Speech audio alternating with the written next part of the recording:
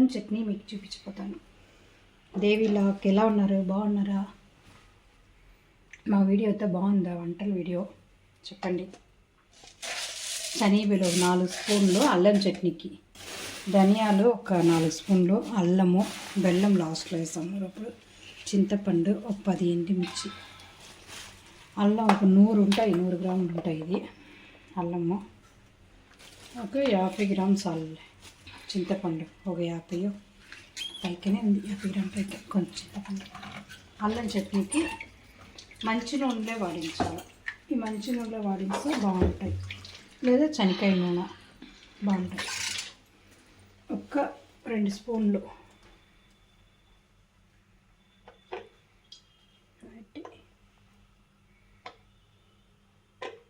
రెండు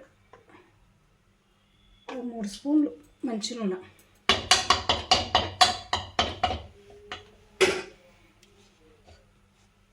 పోసుకునేస్తాం.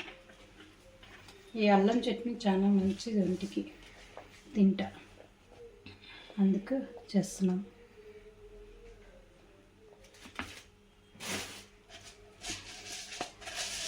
పచ్చి శనగబేలు ఉండగా అది ఒక 4 స్పూన్లు వేసుకోవాలి.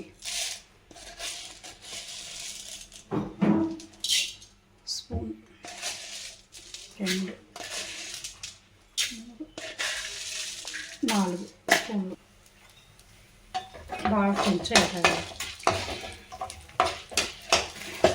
ఒక 100 గ్రామ్ దానికి ఒక 4 స్పూన్లు వేసా సాల్ని. పచ్చి శనగబేలు ఎక్కువ అవసరం. అల్లం చట్నీ అనేవాటి అల్లం ఊరకాయ చెప్పు వస్తాయి, బాగుంటాయి. చట్నీ అనేది ఎక్కువ వస్తాం, ఊరకాయలాగాను మనం అన్నానికి కలుపుకోసం, ఇడ్లీ దోశకు తినవసం, చాలా సూపర్గా ఉంటాయి. అట్లే ధనియాలు కూడా వేసుకునేస్తాను. 1 2 3 అదే మరి పచ్చని 4 స్పూను, ఇది 4 స్పూన్ ధనియాలు, ముడి ధనియాలు.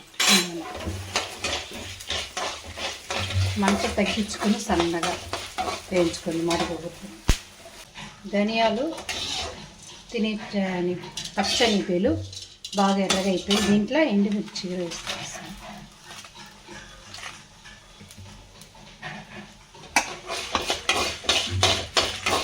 బాగా ఎర్రగా మిక్స్ అయిపోయి కావాలి.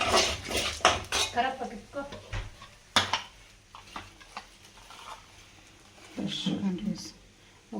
అంత కరివేపాకు వేసుకునేస్తాం చాలు. అంతే, పచ్చనిబెలు, ధనియాలు, ఎండుమిర్చి 10, అంత కరివేపాకు ఒక, మళ్ళీ అల్లం కూడా వేసి బాగా వేయించాలి. దీంట్లో బాగా ఫ్రై చేయాలి. ఒక 10 నిమిషాలు చెయ్యి వదలకుండా బాగా 4 పక్కల తిప్పుతూ ఉంటుంట వేసేసింది. కొంత వచ్చి బాగా దీంట్లో గింజలు లేకుండా మళ్ళీ వచ్చి నారలతో ఉంటాయి చూడండి, అదంతా లేకుండా తీసి పెట్టుంటాను. అట్లా చూసి తీసి పెట్టుకోవాలి. అప్పుడు మధ్య మధ్యలో కలబెడతా ఉండాలి, లేకపోతే అడుగంటేస్తాయి కదా. అట్లే దీంట్లో రాళ్ళు ఉప్పులు 1 స్పూన్ 2 స్పూన్ చాలు. అట్లా సాలపోతే మళ్ళీ వేసుకునేస్తాం. అంతే, నూరెక్కి ఇంకా బెల్లము, చింతపండు వేసి నూరుకోవాలి. ఆరినాక బాగా వాడించినాక ఇంకా ఇంట్లో ఎర్రగా బాగా ఒక 100 గ్రామ్ అల్లం ఉంటాయి, దానికి ఒక 10 ఎండుమిర్చి వేస్తా సరిపోతుంది. ఇది కూడా పచ్చనికాయలు అయితే కొలుతుంది, ఒక 4 స్పూన్లు అంతే. అన్నానికి మంచిగా పోసి నెయ్యి పోస్తే మనకి నోసం బాగుంటుంది సూపర్గా అల్లం చట్నీ. ఇప్పుడు చలికాలం కాబట్టి ఈ అల్లం చట్నీతో తింటా అంత వేడి చేయదు, చలికి ఉంటాయి సూపర్గా. ఎలా ఉంది చెప్పండి. మా నిప్పట్లే చాలా మంది చూస్తుంటారు, చాలా థ్యాంక్స్. నా నిప్పటి బాగుందా? చాలా సంతోషం, అంతమంది చూస్తుంటారు. ఇంకా చాలు, ఇది దించేది ఆఫ్ చేస్తాం స్టవ్. నేను ఇంకా ఆరినాక ఈ చింతపండు, కొంచెం బెల్లం, అంతా ఒక 50 గ్రాం బెల్లం, 50 గ్రాం చింతపండు ఉంటాయి వేసి నూరు కాల్చింది. నూరినాక మీకు చూపిస్తాం. ఓకే, చూడండి బాగా ఆరిపోయింది. మిక్సీకి వేసుకుని వస్తాం అల్లం చట్నీ.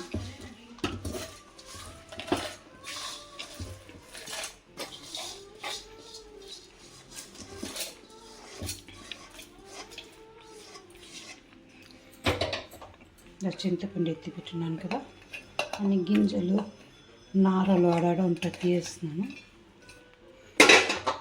కొంచెం బెల్లం సరిపోతుంది ఇంతదా.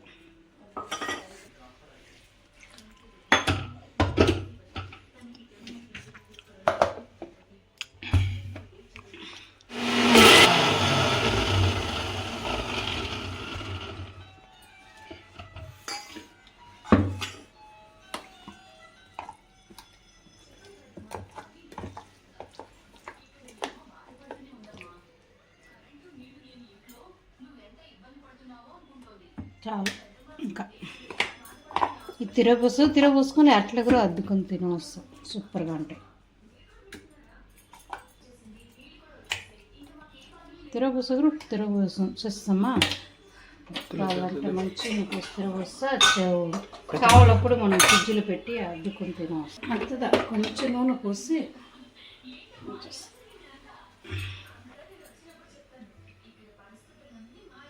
ఒక మంచి నూనె ఒక 3 స్పూన్లు ఉంటాయి.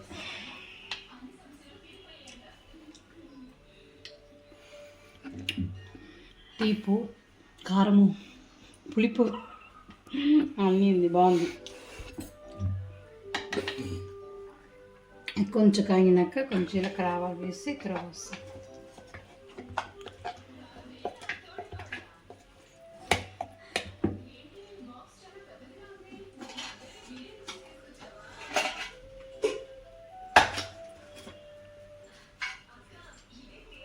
కొంచెం కరివేపాకు ఎత్తుకోరా ఫ్రిడ్జ్.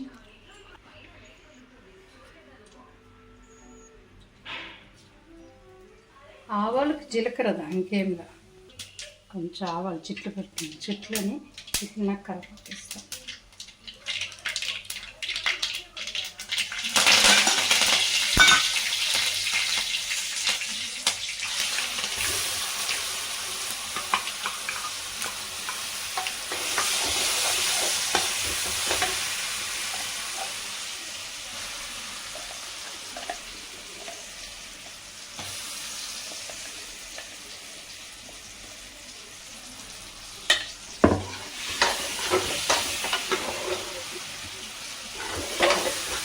బాగా అట్లా వాడించినాక ఒక డబ్బాలో వేసి పెట్టినామంట. కావాలప్పుడు మనకు దోశ, ఇడ్లీ, అన్నానికి కలుపుకొని తింటా చాలా బాగుంటుంది. ఇప్పుడు చలికాలం కాబట్టి ఇది అల్లం వేడి కదా, తినవసరం చలికాలానికి మంచిది కదా.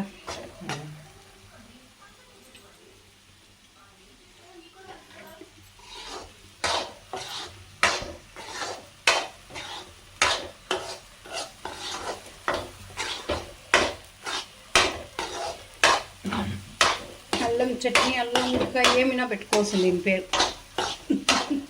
ఆఫ్ చేస్తాం.